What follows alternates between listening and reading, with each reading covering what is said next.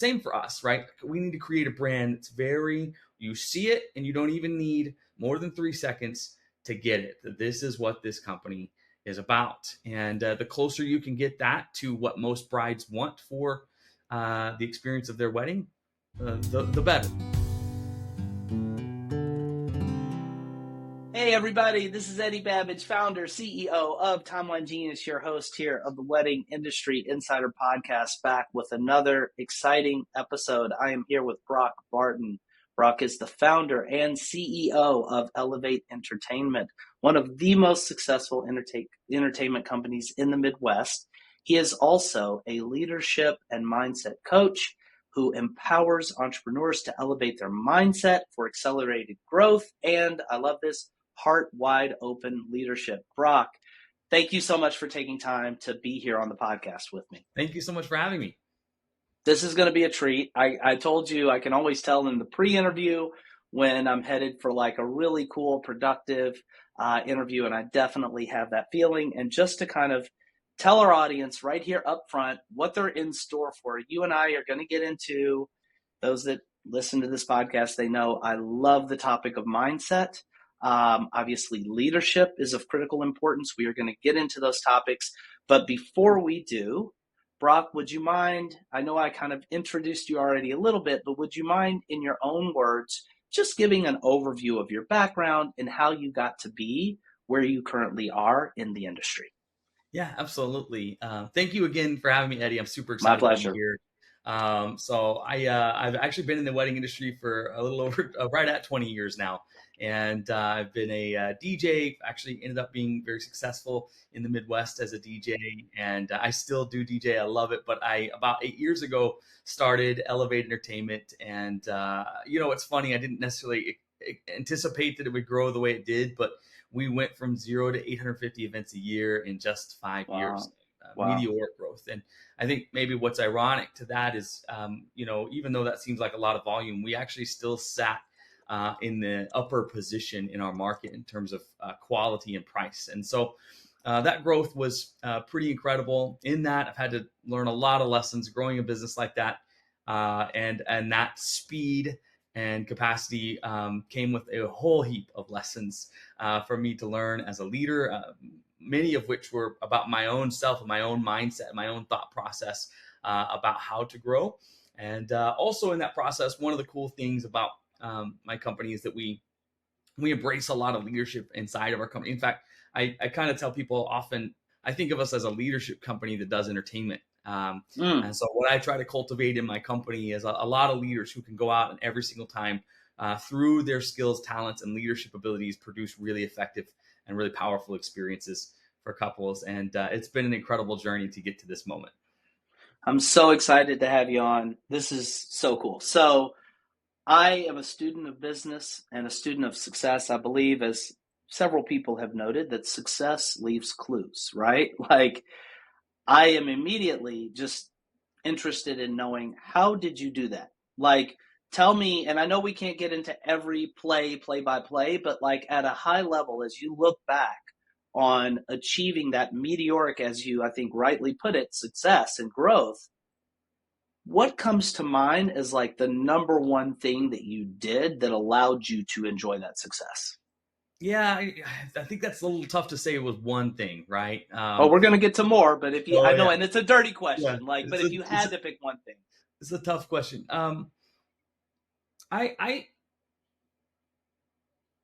I think that probably if I were just to say one thing, it would be that you can control. It would be branding my company and positioning my company really, really specifically and really well in the market. I could see there was a gap in the market in what I would call the premium category.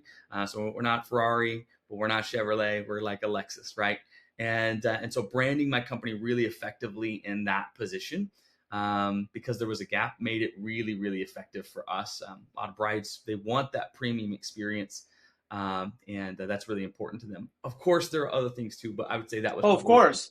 And so I'm going to come back to branding because that's fascinating that you picked that, and obviously it's important. Otherwise, you wouldn't have said it.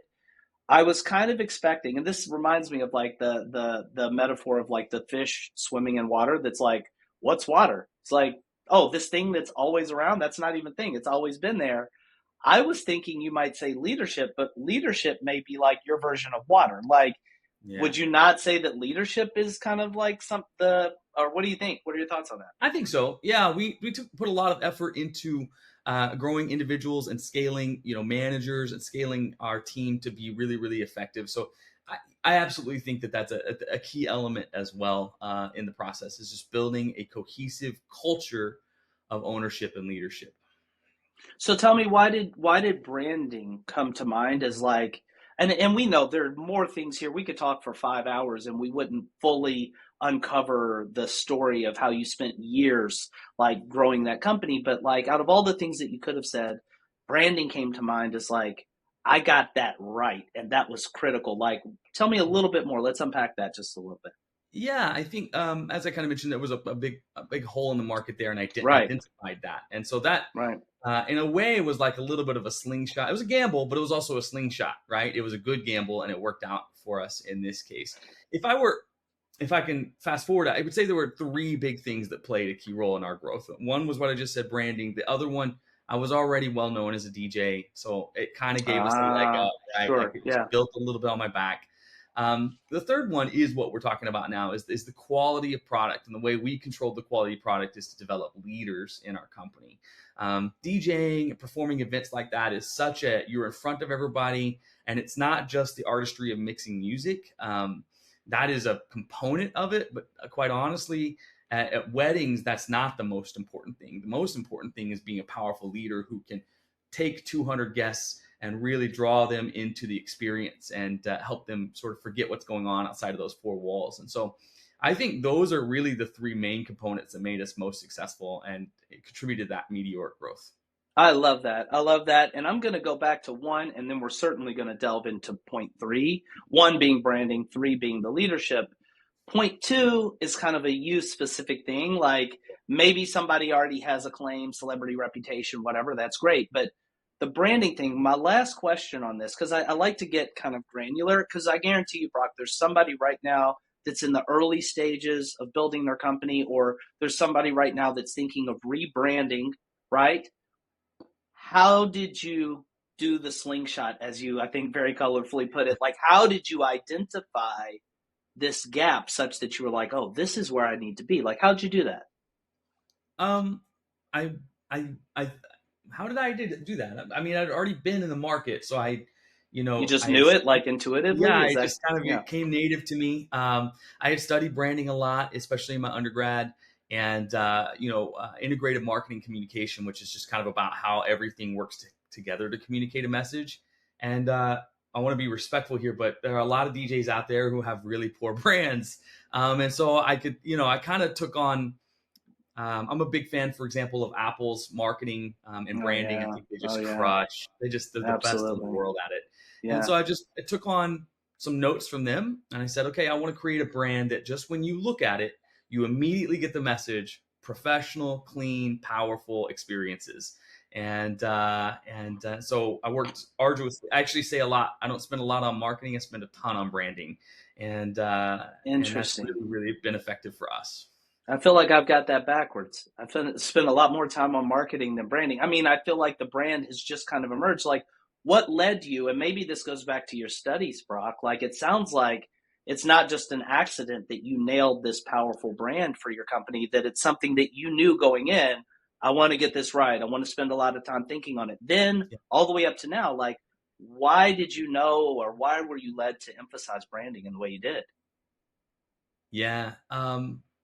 So in integrated marketing, communication, and branding, the idea is that people get the message before you even realize it, right? Like you don't need Hmm. words. And Hmm. uh, and I realized that the better I can do with that, the quicker they will pick up what our company is about and what our company Hmm. means. Hmm. And so, a great example, when you own an iPhone, if you get a brand new iPhone in the box, right? What's Hmm. on the Hmm. cover? It's just a picture of the iPhone. It doesn't need to say all the features. It doesn't need to say brand new screen, this size. Wow. It doesn't say any of Wow. that. It just has a picture, and the rest of it is pure white and Mm. so simple, which is which is Apple's big deal. They want to make technology that's simple, easy to use, makes your life better, easy, et cetera, et cetera. Same for us, right? We need to create a brand that's you see it and you don't even need more than 3 seconds to get it. That this is what this company is about. And the closer you can get that to what most brides want for the experience of their wedding, the better. Now, this is specifically in wedding space. There are a lot of DJs that also appeal to like corporate and club. We, as a company, have very much focused on weddings. About 80% of our business. Everybody listening, I mean, this is the Wedding Industry Insider podcast. I mean, don't get me wrong.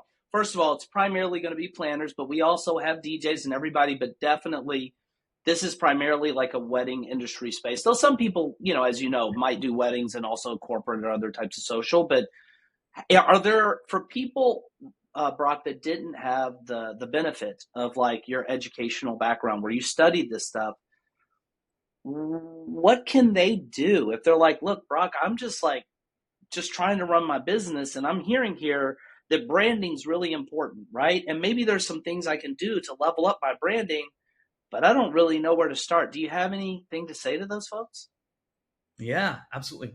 First of all, I would be happy to help you. You can reach out to me anytime. If that's not a good fit, go to some of your friends that are less familiar with your company and just put your logo in front of them. Ask them what comes to mind the second they look at the logo. What do they feel? What do they sense? And just take note of the words that they say. And then take your website and do the same thing. Within 3 seconds of being on the website, what do you get? What do you feel? Do you feel excited? Do you feel inspired? Do you feel not excited? What comes up for you? Get those initial impressions as fast as possible, and then decide if that lines up with really what you want them to get, and if those messages really contribute to them understanding what your business is about and how they can be most effective in working with your business. That's probably the fastest way. Then, of course, sit down and begin thinking, okay, what do I want somebody to feel when they interact with my brand? My brand is maybe your brand is very inspirational. Maybe you go for really creative, unique designs as a wedding planner. I'm just taking that. Well, then your logo, your brand, your website better communicate that like that. The second that they get it, that's going to differentiate you from the 100 other wedding planners that have, planner in the logo. It's going to help you stand out, and it's going to make the clients that want to work with you immediately gravitate towards you. It's funny. You made me just remember something that I heard years ago. There was a savvy marketing guy, and he was like talking about branding. He said branding / positioning, like once you get that right, it feels like you're going with the current, right? You're not like paddling against anymore. Like there's just kind of like a wind in your sails, that's kind of propelling you forward. I assume that resonates with you. Very much Yeah. so. And go ahead, Broc. Sorry. It's a little bit like nonverbal communication, right? Like if you've been in a relationship more than 10 minutes, your partner or your boyfriend, whatever it is, and they make a face, you don't even use words, right? They don't even need to use words. You get all kinds of information. That's the same. I don't even think my wife needs to make a face. I know. I talk about jokingly her aura. I can feel my wife's aura when she comes in the room. Like I don't even need. How can people get in touch with you, Broc? I mean, I don't want to be like, let's be unabashed here. Like, I believe you can help people. I want them to how can they access you if they're so inclined? Man, I would love to work with anybody who, is looking for some support. You can go to my website, brocbarton.com. And my name is spelled a little unique. It's B-R-O-C. There's no K. BROCBARTON.com. It'd be a joy to get in contact with you. And we're going to explore more, I think about like what you teach, and I think people are going to get a better feel. But since we put it out there that you're accessible, I want them to know how. So let's kind of shift away, and we may come back to branding, but I want to go to the third pillar that you just kind of mentioned, or reason for your success. And it was leadership. And obviously this is something you're passionate about. So, and does leadership overlap with mindset, or would we see these as, I guess there's an intersection, but they're not necessarily one and the same, are they? Yeah, so that's such a good question. This is something I lean into a lot. I talk a lot about self-leadership. In fact, my first rule of great leadership is that great leadership comes from great self-leadership. You can't, I would propose to people that you can't be a great leader of others if you're not a great leader. Wow, man. And almost like the degree to which you are proficient at managing and leading yourself is going to dictate the degree to which you're capable and effective at leading others. 100%. Like they're just kind of lockstep. Wow. Why do you say that? I mean, it seems kind of obvious, but what makes you say that as like a kind of leading tenet of your philosophy? Yeah. So, I've had the good fortune of doing a ton of studies in my schooling. I have 3 degrees, and a lot of it had to do with leadership. In fact, my master's was primarily focused on leadership.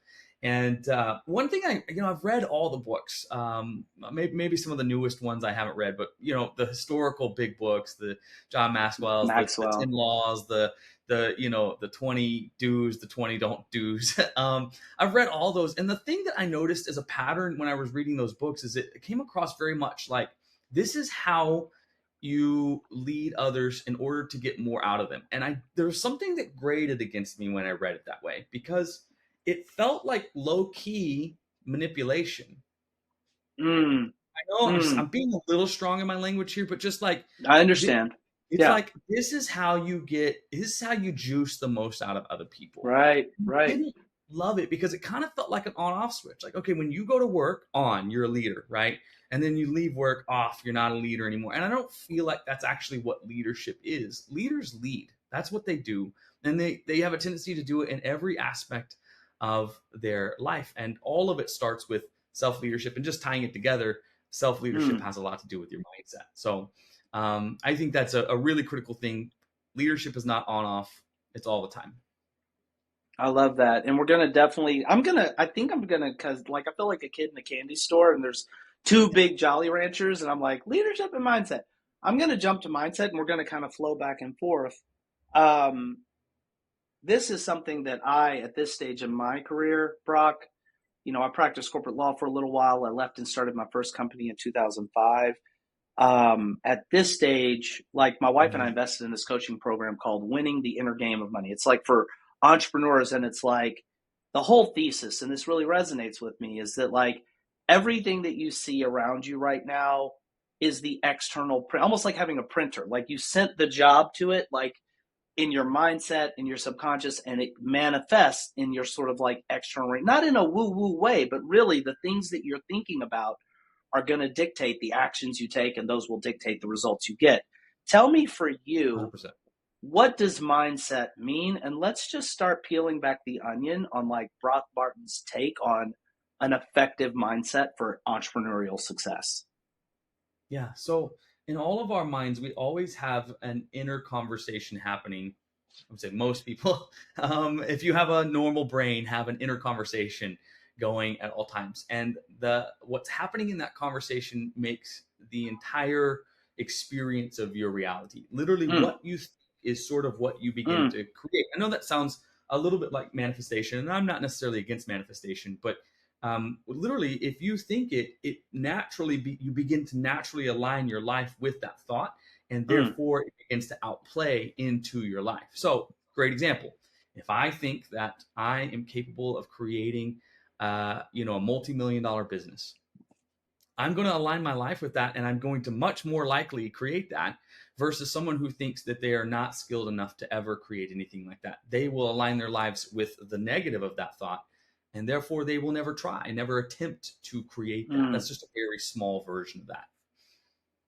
So powerful. And for me, Brock, this doesn't really sound woo woo at all. Like we can go woo woo, but like this, I think if everybody introspects, unless you're a very different human person than I am, you can see that even if your mouth isn't moving, there is a voice going on 100%. in your head that is narrating and interpreting and assigning meaning to every Yes. second of your waking experience. Yes. Sometimes it's saying stressful things, sometimes it's saying empowering things, sometimes it's saying things that are without you consciously being aware, disempowering things. Like that Yes. doesn't seem woo woo to me. It Yes. seems like a very deep and powerful insight.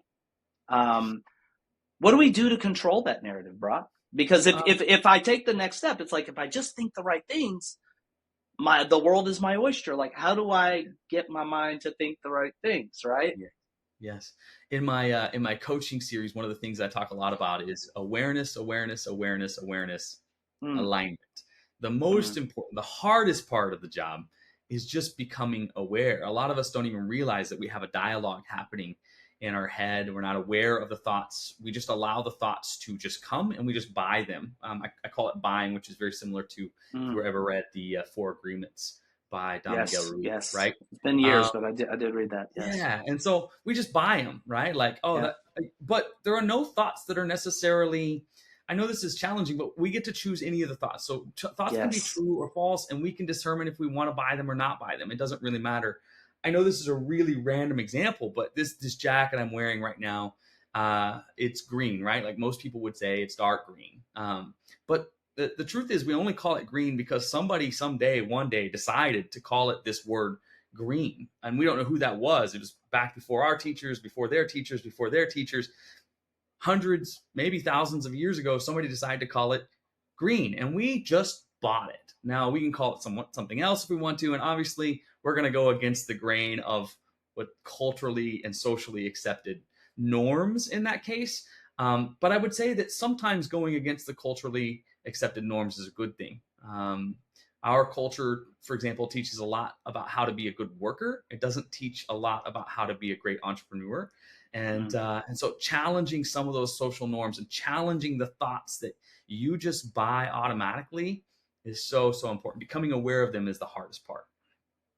I love that, Brock, because I think, and I mean, you can tell me your own sort of perspective here, but it seems like these thoughts that are happening are arising because of a bunch of inputs that I didn't necessarily choose of my own volition. My parents told me things, I had certain experiences, and without necessarily intending to do so, I started developing all these beliefs that actually are neither true nor false. I mean, my height is a truth, but most of the things that I say about myself and who I am Yes. are unintentionally adopted beliefs that I picked off the belief shelf and said, oh, I'll take this one. I'll take this one. Like, can you tell me a little bit more about how to rewrite some of those beliefs and scripts if I'm like, oh, wait, I'm paying attention to my thoughts the way Brock said. I don't like that one. That's harming me.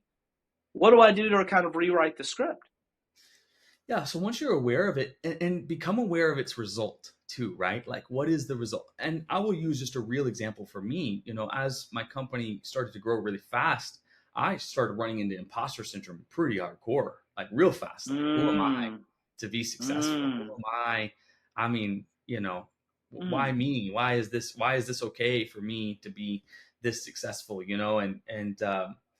And notice that thought, and it was creating all kinds of pain and turbulence in my mind and in my heart, because the facts wow. are I was being successful, and Yeah. and so it was just this strange questioning of my own worthiness that Mm, was there. And by the way, I think that's something that 90% of our culture is afflicted with, just to be honest, is that imposter syndrome. And so I had to look at that thought and say, is that serving me? Is it mm, creating a reality I really want? And when I realized I can just let that go, I can just change my mind. I mm, can believe, I am worthy of being successful. I'm completely capable of that because I've clearly done it, right? And begin to agree with that. Some people feel like that's arrogance. That's not arrogance. That's confidence. That's you believing healthily in your own capabilities. You know what? I love that you just said so much. But what you just said, Brock, that like the magic question is this belief serving you? Now, again, I'm not talking about whether or not you should believe that 2 + 2 is 4, because that's a fact, right? But something like, I don't deserve this success, that is not some just rigid, objective, factual observation. So one should step back and ask the question that you just posed: how is this belief affecting me? And chances are it's either helping you get to your goals or not helping you. But I want to push a little bit on this, Brock, because what you just said, you're like, I just decided differently. Tell me if you feel like I'm making this more complicated, but I feel like, and I try to anticipate the questions our audience is going to have. I could hear somebody in the audience being like, if it was that easy, I would have done it, right? Like, I see the destructive belief. Maybe I have become aware. Do I need to do affirmations, or like, is it really just as simple as saying, wait, I see the belief, and anytime it comes up, I'm just not going to go there? Like, how do you really implement that? belief rewrite. Yeah. From a functional perspective, it actually is that easy, but from a practical and actual application perspective, is a lot of times it's more challenging, right? And so, especially if it's a long held belief, Right. um, a belief I often say is just a thought you've thought a lot and you've agreed with a lot, you've bought a lot, Right. right? Right. Right. Um, you sometimes may need to take time to begin diffusing that and taking it apart and challenging it in yourself. And it may take you, especially if it's something that you've really held on to for a long time, it may take you some time to really undo that thought. But keep going back to, is it serving me? Is it creating the life I want? Or is it effectively poisoning me or maybe holding me back from the life that I really want? If you keep looking at the results it's creating, it will continue to force you to challenge whether or not that thought is going to be one that serves you long term. I also say a lot of people tend to look for data. And you even said it, objective truth. You mentioned it a second ago. I want to present a thought to you. Yes. I don't even want to argue the question of whether or not there's objective truth. I don't want to Okay. argue that. Some people Fair think enough. there is, some people think there is. I'm not going to Okay. argue All that. right. Okay. Because even if there is, you have a subjective experience of it. 100%. Yeah. Agreed. So, No, I okay. agree. Go ahead. Yeah. So you don't, there's no need to go off saying, I need to align myself with, this objective idea of what's real. Am I worthy? Am I unworthy? Those things, that's, you still have a subjective experience of it, and you are creating your reality through that subjective experience. So simply choosing, hey, does this thought really serve me? Does this idea or this belief really truly create the life that I want? If the answer is no, it's worth challenging. It's worth reevaluating.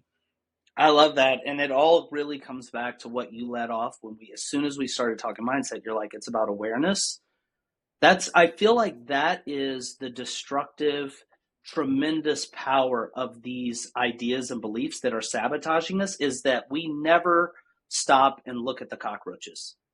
It's like the fish in the water example. Like we're just like, well, that's just the way it is, until you step back and get that detachment and you look and say, wait a minute, I see this thought. Is it serving me or not? And I can start to interrogate it. But it all really kind of comes from that awareness. Are there things that people can do, Broc, to help cultivate that sense of awareness, that sense of being able to look at their mind? Because you know how it is in today's world. I mean, there's cat videos coming at me. There's everything. And Yeah. I've got a client call or whatever. So the tendency is not for me to stay in this sort of higher, sort of aware state. The tendency is for me to be more at the level of my thoughts, just reacting. What do I do to cultivate that separateness? Yeah. So there's a saying I believe a lot in, and that is that, sometimes it's hard to fix things when you stay in the environment or in the setting which, created the thing, right? Created the problem. And so that's why I'm a big proponent of the coaching process. I'm also a student of the coaching. I never don't have a coach. I always have a coach. Even now, as a coach myself, I have a coach who's always challenging and pushing me. And the reason that's valuable is because now you have somebody outside of you who, by the way, is just a big advocate of you, just wants to see you succeed, who's going to reflect on the thoughts that you're bringing up and be able to challenge those or to push those or to ask questions about those that you didn't even know were questions to ask about them. Outside of that, I think, again, getting out of setting, right? Like go somewhere, write down the thought, and then just look at it objectively. Would I say this thought to someone else? Would I say this thought about Eddie? If I won't say that thought about Eddie, if I won't buy that thought about Eddie, why am I buying it about myself? That's a problem, right? Like that right there is a great way to become very quickly aware of your own problematic beliefs. As a wedding planner, you know how important it is to create detailed wedding day timelines for your events. But creating your timelines can be a tedious and time-consuming job. Until now. Because Timeline Genius lets you create beautiful, detailed wedding day timelines with ease. And it keeps everything you need on the wedding day in one central place. Here's how it works.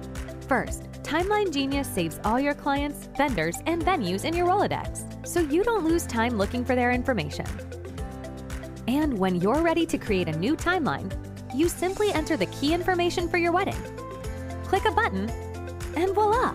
Timeline Genius magically gives you a customized timeline for your event, where all the details are laid out and the times are calculated for you. From there, you can easily edit your timeline by adding or deleting items, inserting images, changing font styles, and customizing everything to your liking. You can also instantly shift the times for as many items as you want. And when it comes to your clients and vendors, Timeline Genius lets you give them the highest level of service. You can send them tailored timelines, showing only the items they're involved in. And you can collaborate by inviting them to a mobile-friendly, web-based version of the timeline. You can even set text message reminders to automatically go out on the wedding day. And once you've completed your perfect timeline, you can download it or email it out as a beautifully styled PDF. And that's Timeline Genius, a smart software that will help take your wedding planning to the next level. Start your free trial today. I love that, Brock. And by the way, I think we just unwittingly stumbled on, you tell me if I'm wrong, another thing that is responsible for your success. Were you investing in coaching at the early stages of building your business and all the way through? Yes. 100%. I mean, you 100%. tell me, am I right? Did that contribute in a very significant way to your expedited path to success? I would say for my personal growth, which has deeply contributed to success, I would say it's the most important thing I've ever done. You know, it's funny. I had a conversation and I realized, and I have a very successful friend, amazing, brilliant, very successful.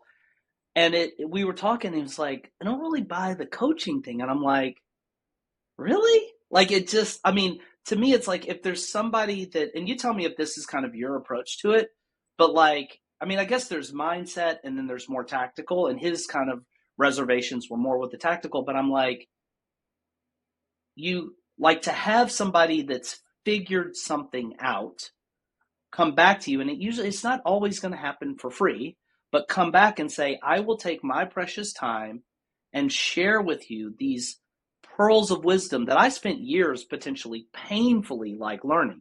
And I'm just going to serve them up to you so that you can get them without having to learn it through experience of years of trial and error. It just seems so powerful. A good coach is like a mentor in a lot of ways. They are doing exactly what you said. They're teaching you all the things they've already learned. Now, I do think that part of the problem in the coaching world is it's a little unregulated. So a little bit like a wedding planner, kind of anybody can call himself a wedding planner. The Aunt Kathy who just, decided one day, and that doesn't mean she's a good wedding planner. Right. Of course. Yeah. Same for coaches. Check them, right? Look at evaluate their results in their life. What have they created? Are those the kind of results you want to see in your life? That's a great way to measure whether or not a coach is going to be good for you. And also the types of coaching. There's tactical, like you said, let's get in there and just talk about coaching your finances, right? That's very tactical and very specific. I tend to be more of what I kind of call it a trajectory coach. I want to talk about things that are going to shift your trajectory in life and land you in a place that you never dreamed of. Who is tailor-made? Because you've been doing this long enough. You've had other people that you've worked with, Brock. What kind of person who might be listening right now is and I always tell people, you should know your ideal client, right? Tell me the ideal client, the person that when they work with you, they're going to leave with a different life than they showed up with. Yeah. Somebody who is, they've been investing in their business, but they're having trouble figuring out how to take the next step, or they're having a lot of inner turbulence about how to continue growing their business, whether that's scaling with new employees, or even just personally, imposter syndrome, self-acceptance in the growth business or the growth journey of their business. Random question. Obviously, you've studied, learned a lot. You've had coaching. I'm assuming you probably read on this subject as well. If there's one book that you could pull out on mindset, what's a powerful book that comes to mind that helped you kind of cultivate a winning mindset? You can give me a couple, 2 or 3 if you want to, but just at least one that kind of comes to mind. That actually, you mentioned Maxwell and these other and it doesn't even have, I guess it's more leadership, but mindset book, what comes to This is gonna be an interesting answer, I think, but one of my favorite books is The Four Agreements by Don Miguel Ruiz. And it's very simple. It's deceptively simple, but if you really apply it, it's actually extremely powerful. And a lot of people might not call that a mindset book. It really is. It's four agreements. What are your four beliefs? What are your four key things that you agree to in life? Those are beliefs. That's a mindset.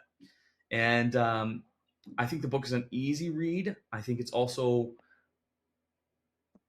more powerful than you realize. You start applying it, and it really does start to shift quite a number of things in your life if you'll really work to apply it. So I like the simplicity and the ease of application of that book very specifically. I'm going to go back and reread that since you just said that, Brock. I read it. It was back in the day before everybody was doing audio and digital. Like, it was like a small, paperback. And I just kind of went through it. I don't even remember all of the central sort of tenets, but like, yeah, hearing you say that, I'm definitely going to go back and check that out.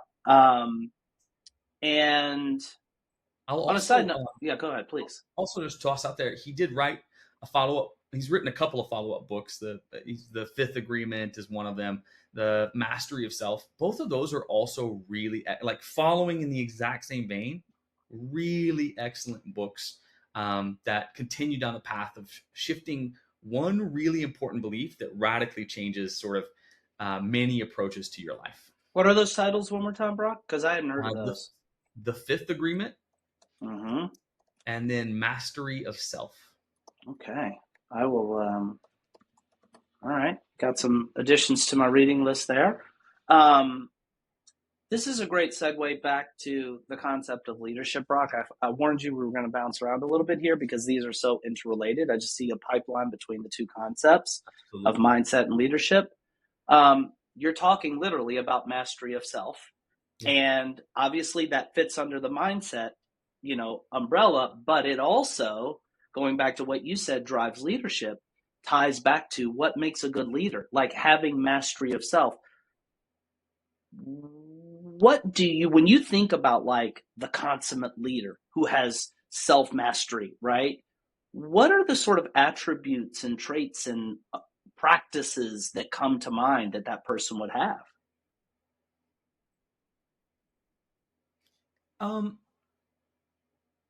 Anytime a business is growing, there's pressure, a lot of pressure. And this person needs to be able to think strategically and think well. Jeff Bezos, was interviewed here. It's probably about 3 years ago. And they asked him, what's your life like now in terms of your job? What do you do? And he said, well, now as the CEO of Amazon, his core answer, he said a lot of things, but his core answer was, I'm paid fundamentally to make 3 good decisions per day. And then if you pay attention in that interview, he begins to talk about taking care of himself and making sure that his mind is in a healthy space. Is that where he talks about getting sleep? Like where he's like, I got to show up rested because I'm going to make better decisions. Yeah, that's powerful. Yep. He talks about waking up early and puttering around the house. That's a phrase he uses. So when it comes to how does this affect, or how does this play out? When your company is doing things, you need to be able to think well and make strong, solid, strategic decisions. I find a lot of people, the more successful they are, the more difficult it is to manage the imposter syndrome, manage the emotional aspect, manage all these things. And if you're not aware of the stream of thoughts that are flying through your brain, you may very quickly make poor decisions about your business. Even unintentionally. A lot of people don't even realize why their business is so turbulent is because of the way they're thinking about it. They don't even realize that. And I think that's where some of the greatest businesses out there, some of the most successful people out there, are people who, in spite of all the enormous pressure, think really, really effectively, think clearly and strategically about what's necessary for their business to continue growing. It's really interesting here that we're seeing the practical place where the rubber hits the road in terms of that internal conversation we're having. How is that affecting us? As you said, it's literally impacting the critical thing, which is your decisions. Can you just tease that out, maybe with like just a hypothetical example of like how that really, so it doesn't sound woo-woo to people, right? How can that kind of belief system and narrative in our heads actually guide us to make decisions that put us on different paths. Yeah, 100%. So, um, I'll give two examples. A simple example, and this one is more prevalent. I say this one because it actually is extremely prevalent. People don't really even understand how often, a lot of people don't even understand how often they have negative self-talk. And so, again, if you don't believe you're worthy of the business that's going to do great things, you won't create a business that does great things. You'll literally make choices that intentionally aim lower. And why is that, Brock? Like, it sounds like everybody's like, I'm not going to actually aim lower. I want to have the biggest, most successful business I can. What do you mean? Like, why is it that somebody like, how's that work? You know what I mean? It's counterintuitive in a way. We'll blame logic, but Okay. that's not really what it is, right? So let's just take Elon Musk. Controversial, I know. I'm not here to For speak sure. on Yeah. him as a person. I'm just going to say he's been successful at creating businesses. So Yes, let's he just pay has. attention to that for a second. And one thing that he's kind of wild about is he has these unbelievably audacious visions that he goes and create. I want to put people on Mars. I'm going to create a rocket company that is successful at creating rockets that land, and then one day we're going to put them on Mars. Now he hasn't achieved the ultimate vision of achieving life on Mars, but he has created these rockets. He's ended up securing multi-billion-dollar NASA deals because of his technology. He dreamed it. He said this big thing, and anybody who met him back then probably would have been like, "You're crazy." Before it all started, this is crazy. You can't do that. That's what I'm talking about. We will blame logic for it, but really what it is it's actually a lack of self-belief. There's a limit to what we believe we can accomplish, and we allow that limit to guide us in how big the vision is that we achieve for ourselves. Yeah. And I know I just want to acknowledge, I know we're not necessarily talking about, it's like John Wooden said, there are no new fundamentals. That's why we call it fundamentals. And I want to acknowledge that we are talking about things that people have in some way, shape, or form probably heard some version of before, but it's so powerful and it's easy to just kind of get locked into, oh, this is the task I'm doing, and to not kind of take a step back and be reminded, what are the tectonic level things that are driving all of this, right? Like, really interesting. I see a great example of this just in super quick application. Yeah. I see a great example of this. One client I worked with was trying to figure out how to scale his business. It was at about 2 million, and he was at that really critical juncture where you start having leaders of leaders. So it was like a multi-layer, and he had a lot of trust issues. He himself also had a bit of a hero complex, just part of a certain childhood experience that he had, and because of that, he had a tendency to not trust people, and he would go always be the problem solver. Every problem that came in that was of any significance, it always came up the ladder to him. And he's trying to grow and scale a company, can't figure out why it's not scaling. Well, brother, it's your belief system about how a business can run. If you don't believe people can solve the problem as effectively, if not more effectively than you can, then you're never going to release control, and your business will never scale past you. Wow. And that's a really straightforward practice. People all the time, they'll talk about their business like, oh, I couldn't give the reins of that to someone else. Right. Bingo, believe. Right there. Yeah, that's a limiting factor. You're only going so far if it's going to be you doing 80% of everything that gets done or more. 100%. Or another one that's really, this is so silly, but we have a really interesting relationship with wealth in America. If you think about it, we all want it. But when somebody else has it, we have a tendency to think they're kind of like a bad person. We think negatively of them, right? Like, oh, if Elon Musk has $200 billion, he could put out poverty or what, that type of thing, right? Like, we have a very negative approach to wealth. And so if you believe wealth is a bad thing, guess what you'll never have? No doubt. T. Harv Eker says that. Are you familiar with him? I'm actually not. Oh, my God. Yeah, Secrets of the Millionaire Mind. That's your next book, dude. It's really interesting. Yeah, no, check that out. You'll love it. You're probably, again, there are no new fundamentals. It's not like you haven't heard, but he exactly says that. I will say what's interesting, Brock, and I thought about this when you mentioned the imposter syndrome. What's funny is I know a lot of people that have that, the thing is, we all have our different sort of pitfalls. Like for me, when I hear that one, I'm like, what do you mean money makes people bad? And I realize there are people out there that have this belief that are going to hear me say this and say, wait a minute, you don't get it? Rich people are evil? Like, in my view, wealth just amplifies whoever you are already. If you're a jerk, and there are plenty of rich jerks, there are plenty of jerks that have no money, whatever you are, money is a tool. It is a form of power. Like in our society, it will amplify that. But make no mistake, some of the people that have built wealth, I mean, look, I'll talk about every dollar that I've made has come because I've been trying to help other people.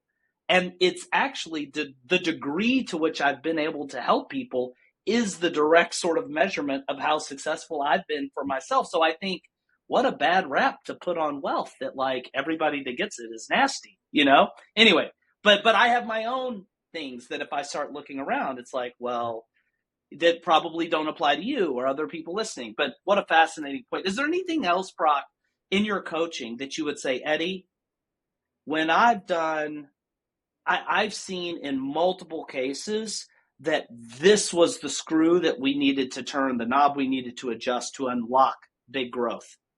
Anything kind of come up that you've seen a pattern of in your coaching? I think the three biggest places I most regularly see are the self. Honestly, that's probably the biggest one, because the next two I'm about to list actually tend to relate to your belief about yourself. So really working, who was it? Reverend Ike, which, whatever you think about him, I think this quote's very true. The most important thing you'll ever get right is what you believe about yourself. I actually 100% agree with that. And so the self, people have a lot of, for example, if you don't think you, or another great example is if you have a productivity mindset, you're only as good as your productivity. That's where worth is. Then you'll work yourself to death, but you may never accomplish much. I've definitely worked with entrepreneurs on that issue. The second area that I see the most is the trust of others. But the deal with this is the trust of others has a lot to do with the trust of self. So how so? That's profound. Go ahead. I have a saying: you can never give to others what you don't first give to yourself. So if you haven't given yourself, come on, let's go. If you haven't given to yourself to the trust that you can do this and that you are capable and powerful, and even if you don't have all the skills, you can figure it out. If you haven't given yourself that level of trust, you'll never give it to the next person. You're going to have a miserable time trusting someone else unless they've already proven themselves to be expert level, right? Like, you're never going to be able to build somebody up into that. So again, this has a lot to do with this. I love it, Broc. Man, I could sit here and keep geek out with you forever. I'm watching our time go. There are a couple of other things that I want to ask, so I'm just going to go ahead and slot these things in. First of all, I know we told people how to get in touch with you. Tell people just a little bit more, very concretely, especially for that sort of ideal potential client that's in the audience right now.